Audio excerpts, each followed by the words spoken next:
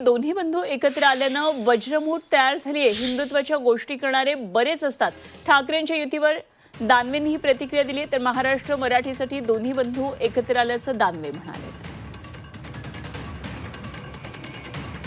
मुंबई असेल, महाराष्ट्र असेल, मराठी माणूस असेल, हिंदुत्व असेल, याच्या संरक्षणाच्या बाता मारणारे लोक भरपूर आहे, परंतु प्रत्यक्षात यात काम करणारी कमी आहेत.